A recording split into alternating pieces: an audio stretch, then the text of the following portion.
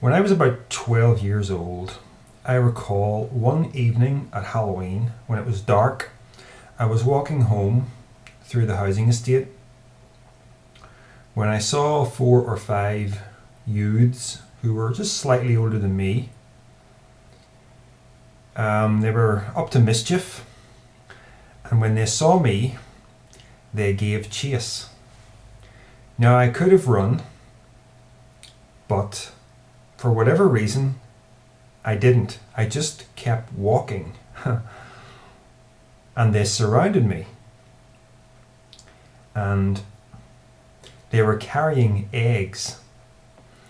Now, the guy in front of me, the guy directly in front, he had the eggs inside the front of his jacket. So they were being held there basically by the elastic at the bottom of his jacket. And he reached in and he took an egg out and he went on top of my head. The whole time I was just standing there dumbly, afraid to say anything or do anything because it might make matters worse. I knew I had no fighting skills whatsoever, and I had been too afraid even to run. I think I just kept walking because I thought maybe nothing bad will happen, let's just keep walking. So once they'd done that, once this guy had done that, I was still standing there doing nothing. So I took a step forward, hoping that they would let me leave. And they did, because they'd had their fun, yeah? And probably they were hoping that I would run initially so that they would have the fun of the thrill of the chase and pelting me with eggs afterwards. But I didn't.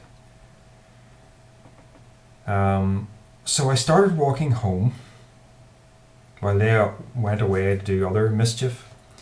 My hair soaking with the guts of an egg. Feeling completely humiliated. Feeling like a total coward.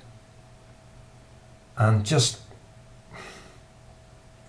having a horrible time emotionally with what had just happened. Now, that was the end of it. Okay, I went home, I got my hair washed, everything was fine. That was the end of it in terms of things that actually happened to me. But it was not the end of the event, really, psychologically. I'm not saying I was traumatized, of course not. But what happens after that is that you start fantasizing about the event. And you start thinking about all the other ways it could have played out. And you start wishing you'd done this or wishing you'd done that. And my favourite fantasy is the one where they surround me. And before they have a chance to do anything, I just go like this with both my hands. And I squash all of the eggs that are inside his jacket. And he goes, and I run for it. Now, it's a great fantasy, but it doesn't really take into account what may have played out afterwards if I had actually done that. For a start, if I hadn't made it home, if they'd caught me, they would probably have pelted me with all their remaining eggs, or they would have beat me up. If I had got home, they would undoubtedly have seen where I lived, so they'd probably at least have pelted the front of my house with eggs, much to my parents' displeasure. And even if that hadn't happened, these guys go to my school, so they would undoubtedly have ganged up on me the next day. See? So in a sense, I did the perfect thing. I did the thing that got me out of that situation with a minimum of hurt. And I didn't have to walk around afterwards wondering, where are they? Am I going to get hurt soon? No. But it was a long time before I looked back on the event like that. I just initially thought of myself as a coward, felt humiliated, felt outraged that they'd done this, and then the fantasies start. Now, what's interesting is, in situations like this, the fantasies occur, and it's like a runaway voice in the head. And it can get to the point where you don't want to be thinking about it, but you can't help yourself almost, because every time it comes up in the mind, you feel worse because you're wishing it was somehow different than the way it played out in reality. You're feeling worse, and yet up it comes and the voice starts babbling. And you say to yourself, why can't I shut up about this? Why can't I just let it go? But you can't. So, this is one example of something that undoubtedly all of you have experienced in one context or another in your lives. The runaway voice that gets you obsessively thinking about something. And it's usually in the context of something that has been done to you that you're not happy about. So the first part of the problem of actually coming to terms with this is that it's all based on the inability to accept what happened. I wish it had been different. See what I mean? So that's something to think about in terms of actually stopping yourself thinking about it. Actually say, look, this is what happened. This is who I am, whether I like it or not. This is what is. Nothing I can do about it. Thinking about it won't change anything. So that's something, but it's not really the heart of what I want to get into. And the reason I brought this up, by the way, was because I was in a bit of a predicament in recent weeks and months where there was something going on in my life where I found myself getting angry about something or someone and doing it in a way where it was in a complicated situation where I couldn't resolve the problem. Confronting the person might have made matters worse. So what happens then is the suppressed emotion starts to churn and it gets out of control, and then it eventually manifests in yourself as obsessive thinking about the issue, to the point of wishing that you weren't thinking about it but being unable to stop.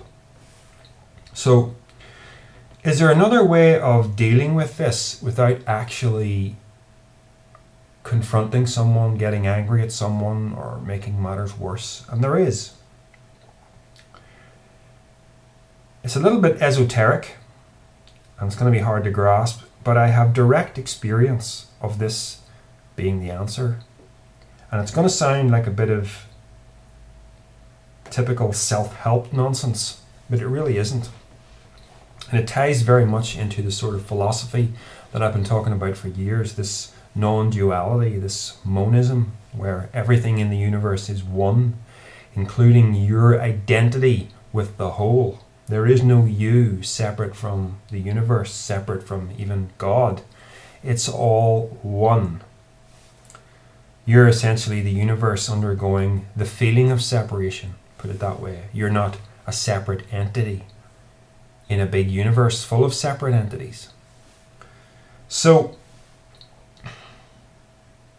while I was getting obsessive and being carried along by my thoughts, I stopped myself and I asked myself, who is it that is feeling hurt right now? Who is this person who has been offended, that needs to defend himself? And I realized that it was the ego. Ego meaning your sense of being an individual entity. And then I had to come to terms with the fact that I had forgotten something very important to myself, which was that the ego is not real as an entity. Consciousness is certainly real, but there is a big difference between consciousness itself in the abstract sense and the contents of consciousness. Now, I don't know if this is resonating with anybody, and it is difficult to explain, but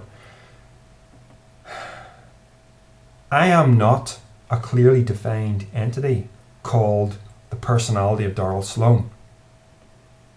This personality exists as a continuity of experience over time. The personality that was here when I was 5 years old is entirely different from the personality that is here age 42. There are no clearly defined edges between me and everything else. There is nothing sitting here.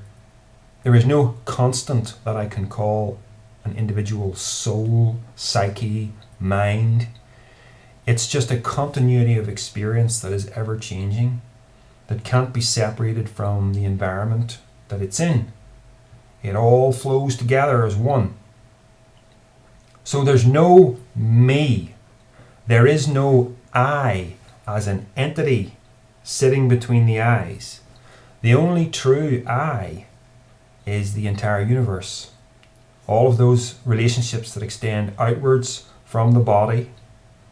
There's all kinds of examples I can use to demonstrate this, such as the fact that the air and carbon dioxide coming in and out of your lungs is no different in principle from the blood circulating in your veins. So there's your environment and your body acting as one. You can't separate that from the trees. You can't separate your existence from the gravity that holds you to the ground. That gravity is only there because the earth is a certain size. You only survive because the sun, millions of miles away, is still shining, exuding radiation. All of this is one big process. There is nothing that is isolated within it, and yet we think there is an I sitting in here. There is a self sitting in here. The technical term for this is Cartesian dualism. René Descartes formalized it, and it's an absolutely dead in the water philosophy today. We know that from neuroscience. You don't have a personality in here that exists as a spiritual thing. We know that because the physical brain is what is responsible for personality. You can change your personality by making a chemical change to the brain, by harming the brain with an implement. You can do all kinds of things. Personality is brain-based. But consciousness, entirely abstract. The observer of the brain. You see, normally in everyday experience, we get carried along by our personality. We're acting in a very automatic fashion where we completely self-identify with this organism and with this mind. So somebody says something to us, we just react, But you can create a space between consciousness and between the contents of the mind. A space that is not artificial. It's just not often noticed. You can become like an observer of your own mind. You can even do this, have you ever noticed if you've had a little bit too much to drink, you can actually step back and notice your drunken state. You can notice, another example is I was cleaning out my ear canal with a bit of hot water, and I was doing this over the sink to try and clear some wax out of my ear, and when I was finished, I had lost my sense of balance. The way the inner ear is responsible for balance. So I was walking around the house for a couple of minutes really unbalanced, and yet there is a consciousness that realizes that the mind has been compromised. You see what I mean? I was not being carried along by the unbalanced state. I was able to have a certain presence of mind that allowed me to step outside of the contents of the mind that were happening at that point. So I'm probably getting far more technical than I need to here. To simplify this whole thing, here's where I'm going with this. There is no you to be hurt by anything in the psychological sense. I'm not talking about physical damage to the body. You know, if someone wounds my pride, who is it that is being wounded? It's just the ego. And the ego is it's just a construct that is always changing throughout your life. It is not the self. Consciousness can observe the ego. Consciousness can actually say, consciousness is who I am. That's the ego. And the ego doesn't need to be hurt because it's not the real you. The real you is consciousness. The real you is that sort of... No, I don't want to bring too much heavy philosophy into this. But this really works. And it's completely different from the suppression of negative emotion. And I often think of it like, you know, Christianity gave us the standard, gave us a useful standard to strive towards. Love your enemies, right? But it didn't really give us the tools to put it into practice. For instance, you can look at a command like love your enemies, do good to those who hate you, pray for those who spitefully use you, or whatever the verse says. And you can say, okay, it's my duty to do that, to be like that. So somebody says something really abusive to you, and you instantly feel offended, you instantly feel humiliated, you instantly feel that you should bite back, but you bite your tongue instead. And you say, no, I'm going to love you instead. But you're saying that while inside there's this, I know I'm supposed to do this, I really don't want to, but I will. So you become this kind of split personality almost, where there is the projection of a persona that is not what is really going on inside you, while inside you there's a storm. And I've encountered this when I've had discussions with Christians. I have had some Christians on YouTube who have been really, really just full of hatred and anger, and then they'll end this massive rant with, may God richly bless you. And it's like this bizarre split personality thing going on that they don't even really see. And I kind of want to shake them and say, listen, do you not realize here you're not being genuine with me? This is not how you feel. Look at all these things you've said to me. You do not feel that you want God to bless me. I think you would be happy if you saw me, mowed down in a car accident. You know? So, that kind of thing is no good. And, you know, that was the kind of Christianity that I was taught back when I was a Christian. You were taught that your feelings were unimportant. It was your duty to God that was important. And if you ever gave in to your feelings, then that was just a sign that you were a feelings-oriented person. That was the way it was put to me. So I would be going through life trying to become some kind of holy man, I suppose, where, you know, you're trying to play the role that you're supposed to play, while inside your mind there's all this garbage going round and round and round and turning round and round, and you're just expected to suppress it.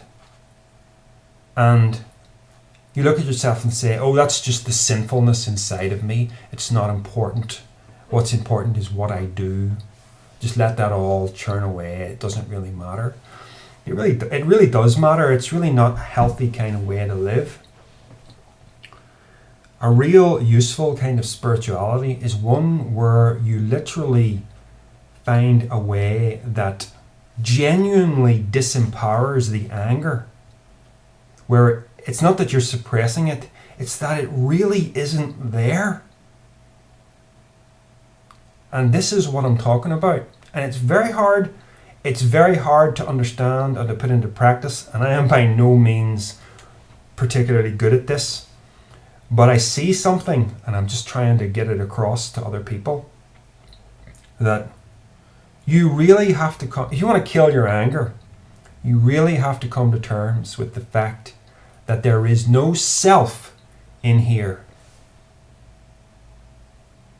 And that may sound barmy to some people, but that is the answer to all the crazy negative emotional states that we get into. That's the answer to the runaway voice of the ego that makes life so difficult in so many ways.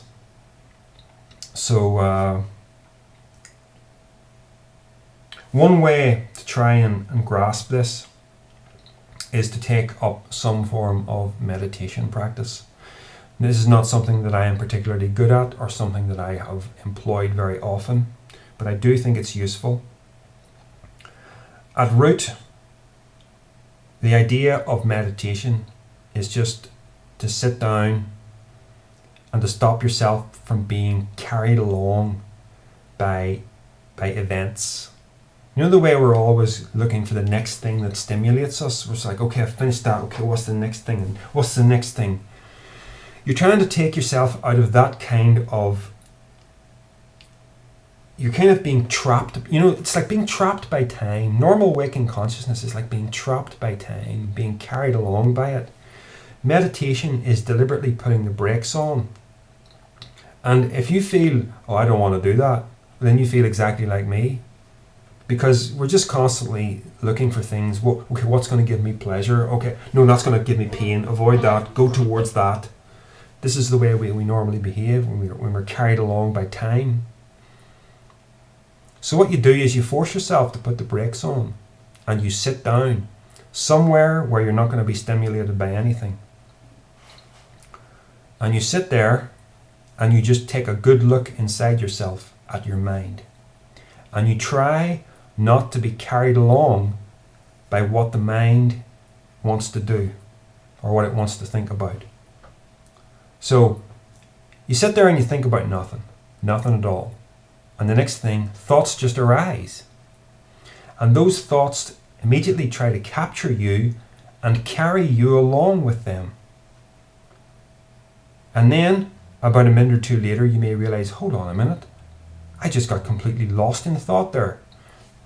Don't judge that in any way. Just reassert yourself. Say, okay, here I am. I'm the consciousness observing the mind. And you're back to square one and you wait again. More thoughts arise, and again they grab you and they carry you along. But eventually, like anything that's a skill to be mustered, you get better at this. You get better at noticing when it happens. And it can become a skill that you take outside of meditation, whereas a general practice of life, you are always observing yourself, rather than being carried along by the mind. I think part of the reason why I have never really emphasized a meditation practice is because I am an excessively introspective person already. Always have been. I've always been looking inside myself.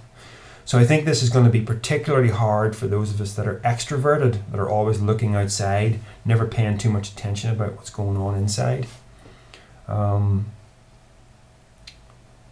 I recommend starting it. So, closing remarks. The whole thing really does just boil down to, we believe there's a self in here, and we believe that self is us. So that self, which is the ego, it carries us along through life. Realize that the ego is a fiction. It's not real as an entity. It's just an aspect of the brain that does a job. The real you is consciousness itself. Consciousness is forever. It's the thing that we all have. It's your true identity. Beyond mind, beyond personality. You are just consciousness. And if you can define your sense of self as that, there is a great sense of freedom where you are freed from the whole attachment to the need for an afterlife and all the grabbing and all the craving that happens in life. It starts to become much more playful because you realize everything's impermanent anyway, so you just play with it. There's nothing really to hold on to, including your personality, which is just a personality in a body that consciousness is using at this time. Consciousness is everywhere, and it's you. So take back your true identity.